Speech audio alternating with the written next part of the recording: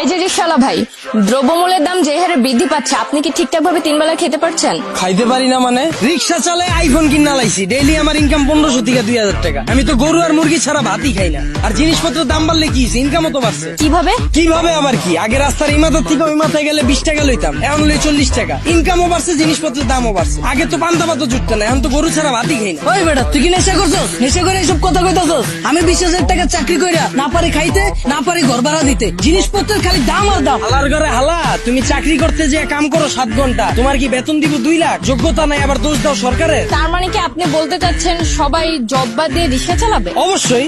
আমি কি কইলাম? আমি তো গরু ছাড়া ভাতই খাই না। আমি সারাদিনে কাম করি 12 ঘন্টা। তা আমি গরু না খাইলে কি হয়? গরু খাইবো? ওই বেটা, তুই তো অশিক্ষিত, তুই চাইলে রিক্সা চালাইতে পারবি। আমার ছোট ভাই অনার্স পাস কইরা রাস্তায় ঘুরে চাকরি পায় না, ওই চাইলে কি তোর মতো রিক্সা চালাইতে পারবো? হালার ঘরে হালা, মাস্টার্সের সার্টিফিকেট বাসা ঝুলাই থুই আইছি, পুরা সে বাসা বানাইছে। তুই এসেছিস বেটা অনার্স লয়ে। আর শিক্ষিত হইছি কি হইছে? রিক্সা চালাইলে কি খারাপ? আর শিক্ষিত হইছি দেখি কি আমি রিক্সা চালাইতে পারবো না? বাবু মাইনছে কি কইবো? ওই বেটা, তোরে কি মাইনছে বাদ দিয়া যায়? আর হালার ঘরে হালারা, তোরা 2 দিন পর পর নাটক করো, সার্টিফিকেট পুরা এলাস। অনার্স মাস্টার্স পাস করছো টাল্টিবেল্টি করে, চাকরি পাবি কইতে? যারা পাওয়ার হেরা পায়, এরা নিজেরা ওইভাবে তৈরি করে। তোরা 10 লাখ বেকার ঘুরো স্কিল লিগা, সরকারের দোষ দেয় স্কিল লিগা। তোরা যখন বুঝছস যে তগরে দিয়া পড়ালে হইব না, করতে গেছিস কে জুন বেরা? ও বুঝছি, সার্টিফিকেটের লেগা না? বিয়ার সময় যেন কইতে পারো যে আমি গ্রাজুয়েট, আমি ইঞ্জিনিয়ার, আমি শিক্ষিত। বন্ডামি বাদ দিয়া তোর বাইরে রিক্সা লয়ে বেরিত। তার মানে আপনি কি বলতে চাচ্ছেন, আপনি নিজেও অনার্স মাস্টার্স কমপ্লিট করছেন, কিন্তু নিজেকে ওইভাবে তৈরি করতে পারেননি, যার কারণে আপনার জব হয়নি? হ্যাঁ অবশ্যই, মিছা কথা ঘুমুকে। আমি নিজের ওইভাবে তৈরি করিনি, আমি জবও পাইনি, আমি রিক্সা চালাই না শুরু করছি। আর এই যে 10 লাখ বেকার ঘুরতেছে,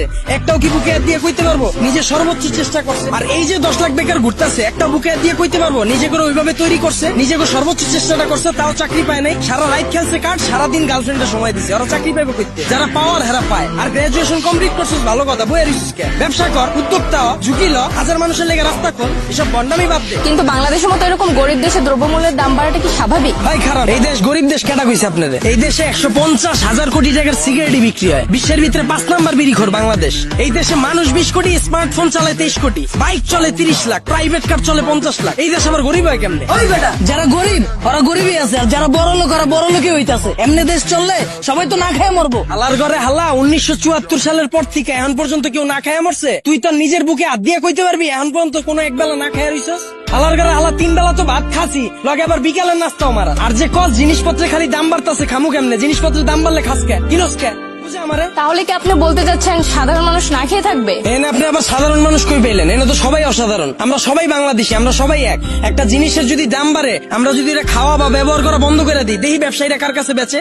যখনই আমরা খবর পাই কালকে থেকে পেঁয়াজের কেজি 20 টাকা বেড়ে যাবো, ওই দিনে যাই আমরা দোকানে ভিড় করে লাই। তো দোকানদাররা তো আমরা বুঝেই দিতাছি, পেঁয়াজের কেজি 20 টাকা হোক আর 2 লাখ টাকা হোক, আমরা কিনা খামুই। যেটা মার্কেটে চাহিদা বেশি থাকবে ওটার দাম তো বাড়বেই। আমরা যদি সিদ্ধান্ত লই আমরা খামু না, ব্যবসায়ীরা বেচবো কার কাছে? আর পৃথিবীর যখন জন্ম হয়েছিল তখন কি এত খাওয়ান দাওয়া ছিল? তখন কি এত বার্গার ছিল, পিজা ছিল? তখন কি মুরগির কালাবুনা ছিল? কে মানুষ শাক পাতা খেয়ে বাচ্চা রইছে না? আর সরকারের দোষ দিয়ে লাভ কি? আমরা জনগণ নিজেরাই তো চুতিয়া। একটা জিনিসের দাম বাড়লে আমরা ফ্রিজ ভরা শুরু করে দিই, ফ্রিজ ভরা বন্ধ করলে এমনি সবকিছু ঠিক হয়ে যাবে।